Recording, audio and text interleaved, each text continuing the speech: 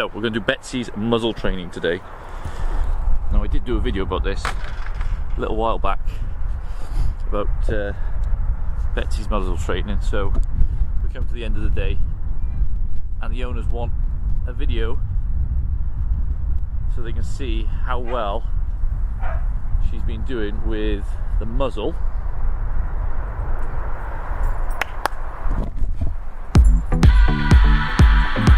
Exactly what Alex is doing right now.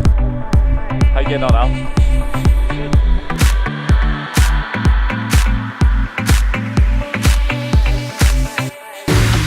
Running for you every day and night. I'm running for you. Gotta move, don't want no ride. So warm me up, cause I know the world is at my feet, yeah. So take me higher, baby, let's go and hit the streets, yeah. So we've been really productive today. Our fencing on the training grounds to introduce our new schooling program, which I'm really excited by. So Alex has been helping me with that today. There he is, hood up. He looks like a bit of a...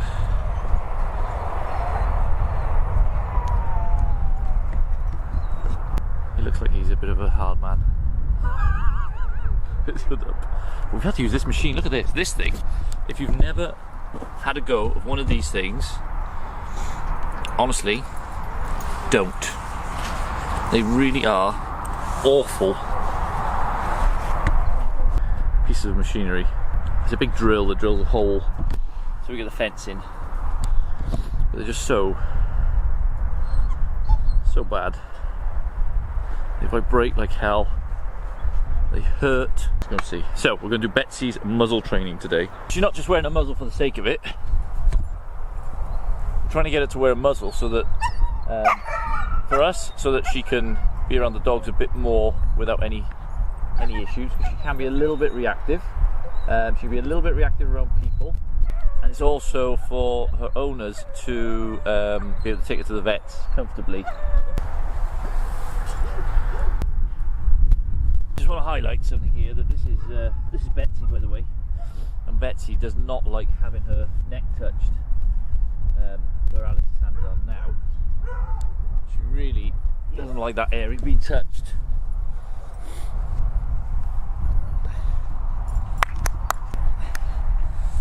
So this is the process.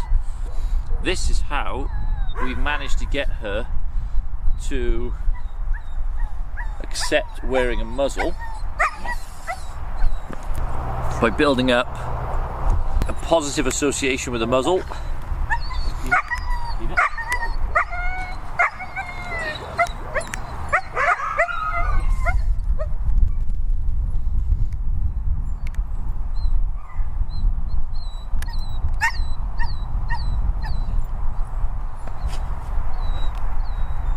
Okay, Al, we need to explain what the first stages are to muzzle training, and particularly with Betsy.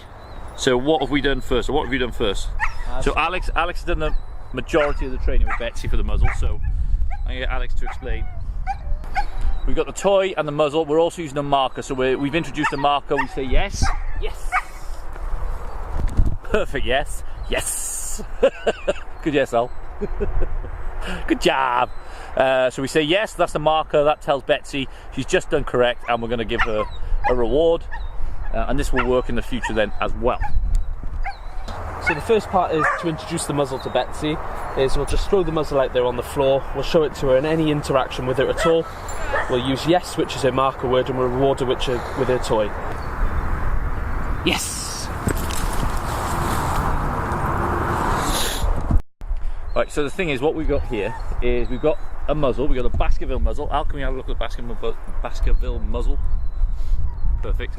And the Baskerville muzzle is really important. They come in sizes. And what we like to do is size the dog up depending on the activity we're going to do with the dog with that muzzle.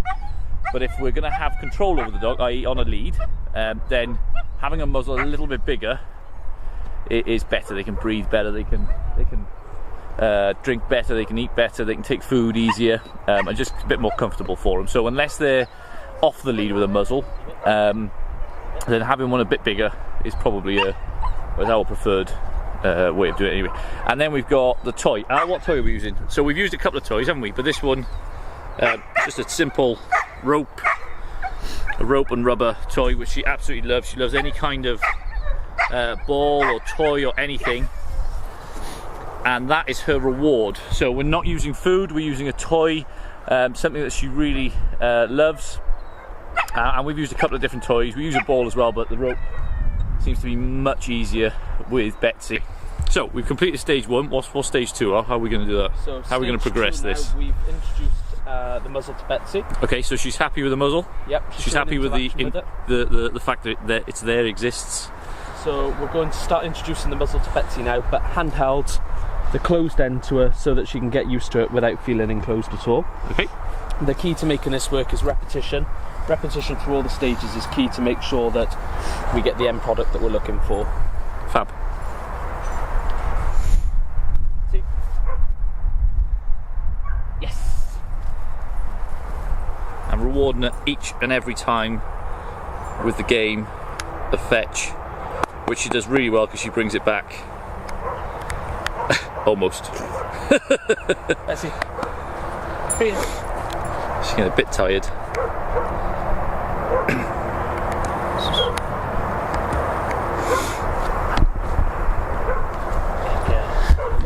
When you're doing things like this, exercises like this, it's surprising how quickly they can tire out. So having kind of water on hand as well is really important. So make sure they can have plenty of rest.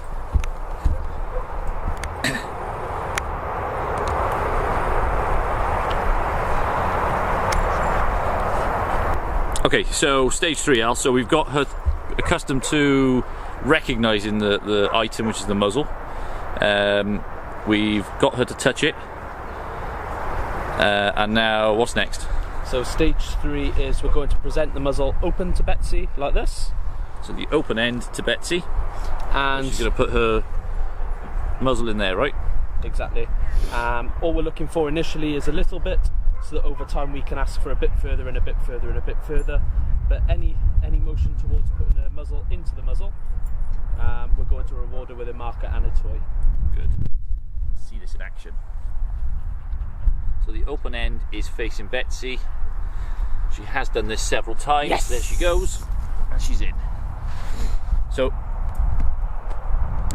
don't expect that result straight away. All we want to do is get the dog closer and closer to the open end of the muzzle, and then we'll reward them as they get closer and closer. Eventually they can get their full face in it, but Betsy's done this a few times with us already. This is not new for her, so she's quite familiar with putting her snout inside the muzzle. Here we go again. Not quite in it, Bets, but this is where we... Yes! Sorry, I'm interrupting, aren't I? But notice how we're not asking her to put it in, we're just presenting the muzzle, and she's learning how to get that reward, which is the toy. And that's built up over time, so as Alex said, the repetitions. Okay, so we've done stage 1, 2 and 3, so we are now on stage 4. What is stage 4, Al? So stage 4 is very similar to stage 3. All we're going to do is we're going to offer the open end of the muzzle to Betsy, and we're going to ask for a prolonged period of time for a muzzle to be there. And once we've got 2, 3, build it up over time, number of seconds, then we're going to release her with a marker and a toy. Fab.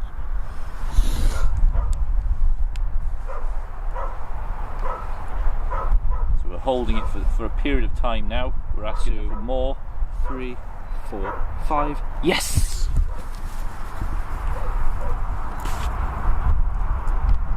Really good.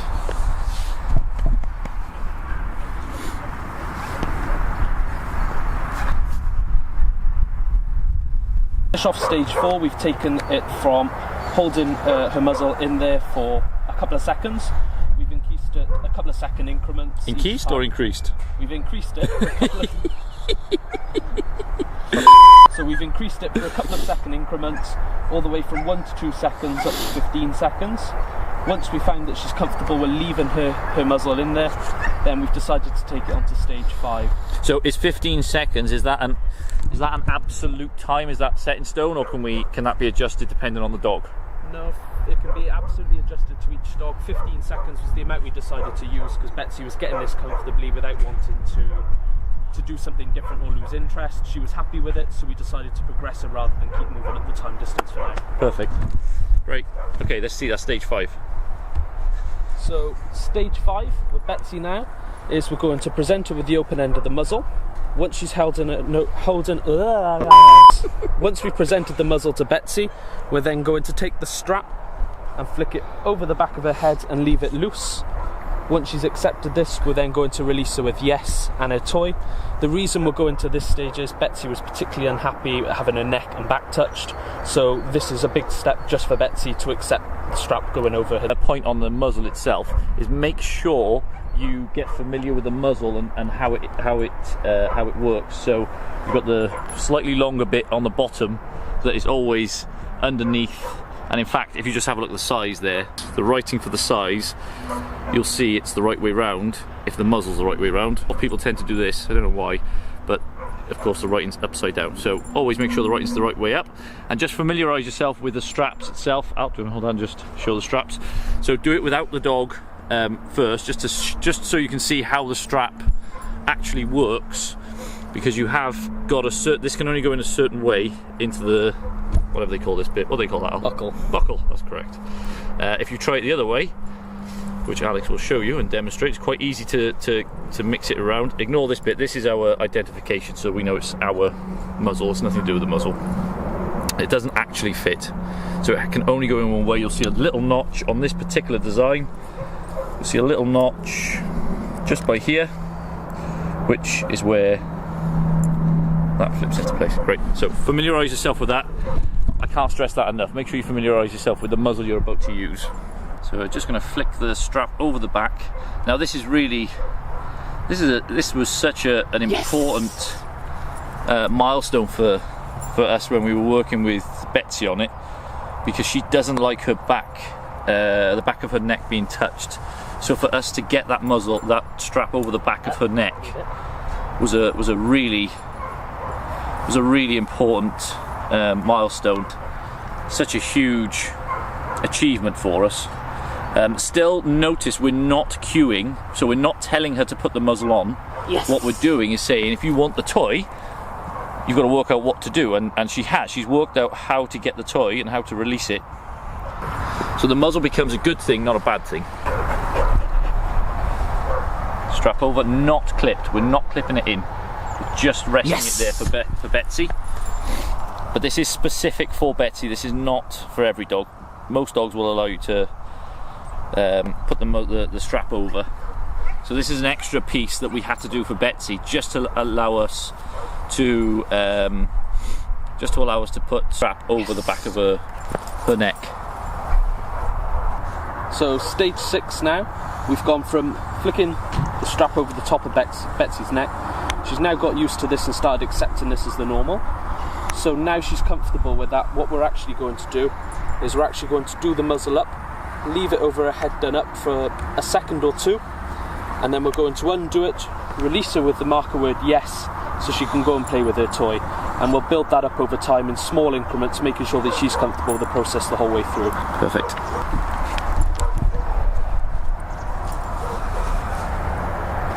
So all of this touching that Alex is doing with Betsy's neck is such a huge... 1, 2. Such a huge step for Betsy and us and her owners.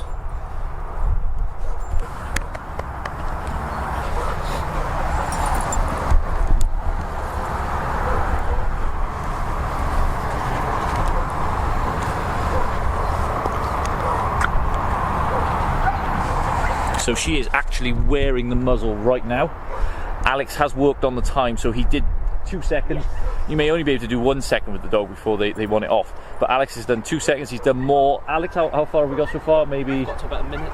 So we've got to about a minute, 60 seconds where she'll wear that muzzle without any complaints at all, stationary, which is really impressive. It's really good, and she knows the next thing she's going to get is that toy. So, that shadow. I mean, this is so good. This is really good how she accepts it. Now, this is stage 6 for us. and Betsy. And this is what's really important, that when we talk about dogs' behaviour and training, they're not all the same. They all require different levels of training, and they don't all progress at the same rate.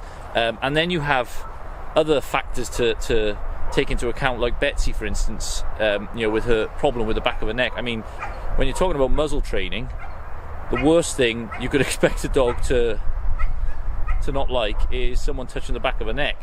And I don't just mean she doesn't like us touching the back of her neck and she shies away. It would be a case of she would try and bite to tell us to go away. So we've still got one stage left before we get to our final goal, which is the stage 7. And what is stage 7, Al? Stage 7, we're actually going to cue Betsy. So explain what a cue is. What does cue mean? Cue in this case is a verbal command that we're going to give Betsy to basically put her muzzle straight into the muzzle. So rather than just have to think about it, she'll learn that when we say that, we want her to do that straight away, so we can put the muzzle on her and then we can work with her and other dogs in a safer environment. Perfect. Let's have a look at that. Let's see how she puts it on when we ask her to put it on, instead of her working it Muzzle. out. Again, that was my fault. Yep. Now, what happened there, and this is really important because even trainers can make mistakes, that Alex said yes, but his intentions, sorry, let me explain that again. Alex said yes when he put the muzzle on, instead of waiting until he completed and then saying yes. So when he said yes, have a look at Betsy's ears. When she pricked up, she was ready to go and get the toy, because yes means I'm going to throw the toy. So Alex completed that by he recognised his mistake straight away and gave her the toy. So he's told her muzzle. She puts the muzzle on, clips it up. So now we've asked her to put the muzzle on. She's not working out for herself. We've now asked her. We need the muzzle on. Okay, let's see that again.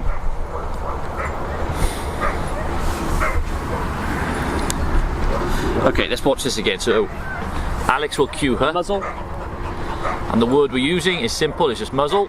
So there's nothing else that word would be used for. It's going on.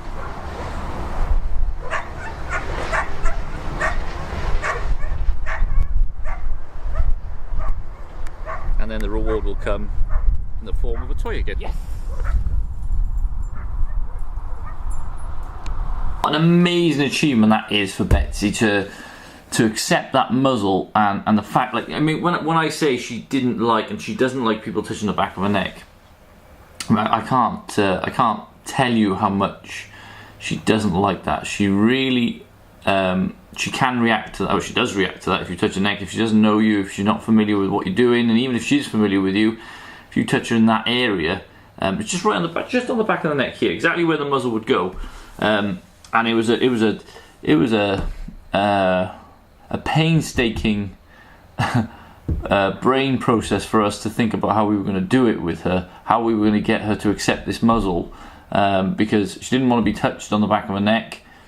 She definitely wouldn't accept a muzzle on her face, and she wasn't fond of people being in her immediate area, given that attention. So it really got us thinking about, like, how are we gonna actually do this. And yeah, so we really brought it right back to the real basics of just the introduction of that muzzle. That was essential for Betsy. It isn't essential for every dog, but it was essential for Betsy to have that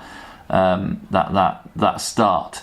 I guess the video really demonstrates how much she's progressed now with that, and our next stage is to get her walking for long periods of time with the muzzle on, and that's just going to come with practice and continually increasing that time that she's on the muzzle before she gets the reward. So it should be quite straightforward from here on in, but we can safely say now the muzzle can be used certainly for vet visits, and for short periods of time, confidently for now. So well done, Alex, good job. I know, a lot of people are kind of against muzzles. I don't know why people are against muzzles. It doesn't make sense to be against a muzzle when, ultimately the muzzle is one of the only things that can guarantee a dog won't bite you, or can't bite you. It certainly will attempt to bite you even with a muzzle on. And as long as you get the right fitting muzzle, then, in most cases it's absolutely fine. Sometimes you get some rubbing on the nose, but it's the lesser of two evils really, with a tiny bit of rubbing on the nose, which will, the fur will grow back, versus a dog that is going to bite someone or another animal. I mean, muzzle is there's no question about it. Muzzles have to be used in this profession. Definitely, muzzles need to be part of your toolkit, because if they're not, you just won't succeed. Not without being bitten anyway. So I guess, if you are unsure of muzzles, or you think muzzles are cruel, then get in touch. Drop a comment below. Ask us some questions about it. We'll help you as much as we can. If you haven't subscribed to my channel already, please do. Subscribe to my channel, get on Instagram, Facebook, we're all over that as well. James Davis the Dog Man. And that's it, guys. I shall catch you again in my next video. Ciao for now.